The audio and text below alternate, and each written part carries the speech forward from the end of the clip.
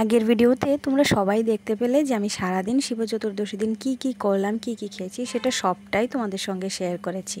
আর এই ভিডিওটা হলো সেই বিকালবেলার ভিডিওটা, যে সময় আমরা গিয়েছিলাম গোরক্ষনাথের মন্দিরে, আর যেটা আমি প্রত্যেকটা বছরই গিয়ে থাকি। তো অনেক ভিডিও, মানে অনেক বছরের ভিডিওতেই তোমরা দেখতে পেয়েছো। আর এটা আমার খুব একটা কি বলবো, একটা ফেভারিট একটা জায়গা, যেখানে গেলে আমার মনটা ভীষণ ভালো হয়ে যায়। এর কারণ আছে, অবশ্যই এর কারণ আছে। কারণ হলো এখানকার যে কথাগুলো, এখানে গেলে যে যোগীরা যে কথাগুলি বলে না, সেই সমস্ত কথাগুলি যখন সত্যি হয় না, তখন দেখবে সবারই ভালো লাগে। তো আমার বিয়ের আগে থেকেই অন্য আরেকটা ভিডিওতে সেটা অবশ্যই শেয়ার করব আমাকে কি বলেছিল। আমার বিয়ের আগেই কিন্তু যখন গিয়েছিলাম ওনারা একটা কথা বলেছিল, আর সেটা একদমই কারেক্ট। আর এখানে দেখো আমার বোনও এসেছিলো, যেহেতু আমার বোনের বাড়ির থেকেও মাঝ রাস্তায় আর আমার বাড়ি থেকেও মাঝ রাস্তায়। তো আমরা সবাই কিন্তু বিকেলবেলা গিয়েছিলাম এই মন্দিরে। তো এই যে দেখো আমার সোনামণি কিন্তু দেখেই কিন্তু পাগল হয়ে গেল, যে মা মা করে চিৎকার করছিল কখন আমার কোলে আসবে।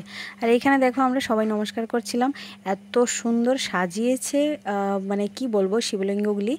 আর এখানে জানো তো মন্ত্র বলছে পুরোহিত মশাই, তারপর কিন্তু সবাই দুধ ঢালছিল মহাদেবের মাথায়। তো এটা না খুব ভালো লাগছিল। আমি কোনো বছরই যেতে পারিনি দিনের বেলায় বা বিকেলবেলা, আমি এরকম স্নান করানোর জন্য কোনো বছরই যাইনি। ইচ্ছে আছে কোনো এক বছর যাব। এই বছরও আমি ঘরেই স্নান করিয়েছি, কিন্তু কোনো একটা টাইমে আমি যাব, সেটা অবশ্যই আমি আশা রাখছি। তো দেখা যাক। তো এখানে কিন্তু অনেক আয়োজন ছিল, মানে যজ্ঞ হয়েছে এখানে কিন্তু বাইরে থেকে অনেক নাথ যোগী যারা তারা এসেছিল, পূজারী যারা তারা এসেছিল।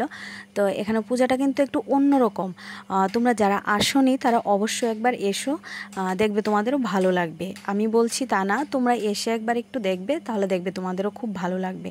আর জায়গাটা না এত ভালো, মানে কি বলবো, আমি না যখন যাই তখনই আমার খুব ভালো লাগে। তো সেজন্যই বারবার করে আমার এখানে যাওয়া হয় আর কি। তো দেখো তোমরা এই জায়গাটা দেখেই তোমরা বুঝতে পারছো। আর এখানে দেখো যজ্ঞের ব্যবস্থা, যজ্ঞ যে করেছে, তো সেটার মধ্যে না সবাই আহুতি দিতে পারছে। তো এখানে আমরা সবাইও আহুতি দিয়েছিলাম, তো যেটা খুব ভালোই লেগেছিল, সবার জন্য এটা ব্যবস্থাটা রেখেছে। তো এই দেখো আমাদের এখানে সব কিছু হয়ে গেছে, মানে নমস্কার করা, আনন্দ করা, সব কিছু হয়ে গেছে। তো এখন আমরা চলে আসব বাড়িতে। এখানে আমি দাঁড়িয়ে একটু ভিডিও করছিলাম। আর এখানে আবার আরেকটা জায়গাতে একটু কালচারাল প্রোগ্রামের একটা ব্যবস্থা রেখেছে, এখানে সব বাচ্চারা নাচানাচি করছিল। তো এখান থেকে চলে এসেছি, দেখো বেশিক্ষণ দেরি করিনি, চলে এসেছি বাড়িতে মার সঙ্গে একটু দেখা করতে এসেছি। কারণ আমাদের বাড়ির সামনেও কালী মন্দির আছে, যেখানে আমি সব সময় যাই। তো সেখানে নতুন শিব প্রতিষ্ঠিত হয়েছে গত বছর, তো গত বছর আমার যাওয়া হয়নি। তো এই বছর তো এসেছি, বেশ ভালোই লেগেছে। তো আমাদের এটা কিন্তু কালী মন্দির, শিব মন্দির দুইটাই কিন্তু এখন হয়েছে। আগে শুধুমাত্রই কালী মন্দির ছিল, এখন কালী মন্দির শিব মন্দির দুইটাই হয়েছে। তো এটা খুব ভালো লাগে কিন্তু। তো এটা আমার বিয়ের আগে ছিল না, এটা গত বছর মাত্র হয়েছে আর কি। তো এখানে বেশিক্ষণ দেরি করিনি, এখানে শুধুমাত্র ধূপকাঠি মোমবাতি জ্বালিয়ে দুই বোন গিয়েছিলাম, দুই বোন মিলে গিয়ে তারপরে এটা সেরে চলে এসেছি, কারণ ও বাড়ি চলে যাবে, আমিও বাড়ি চলে আসব। বাড়িতে এসে রাত্রেবেলা কিন্তু শিব ঠাকুরকে আবার স্নান করিয়েছি, মানে দুইটা বেলাই স্নান করিয়েছি। প্রহর গুণে করাইনি, প্রহরেরটা সেটা এখনও হয়ে ওঠেনি। মানে ইচ্ছে আছে কোনো একটা সময় 4 প্রহরের স্নান করাবো, সেটা এবছরও হয়ে ওঠেনি। অংশ একটু বড় হয়ে যাক, তারপর সব নিয়ম টিয়ম মেনেই আমি 4 প্রহরের 1 বছর স্নান করাবো, সেটা ইচ্ছে আছে। তো এখন দেখো এটা সেরে তারপর চলে এসেছি বাড়িতে। আর আমাদের এখানে কিন্তু এখন মোটামুটি একটা কি বলে না, অনেক মানুষ ছিল আর কি, অনেক মানুষ ছিল, তোমরা ভিডিওটার মধ্যেই দেখতে পাবে। দেখো এই ভিডিওটা কিন্তু অন করেছে, যার জন্য একবার জুম ইন জুম আউট করছিল। তো এই হলো কথা।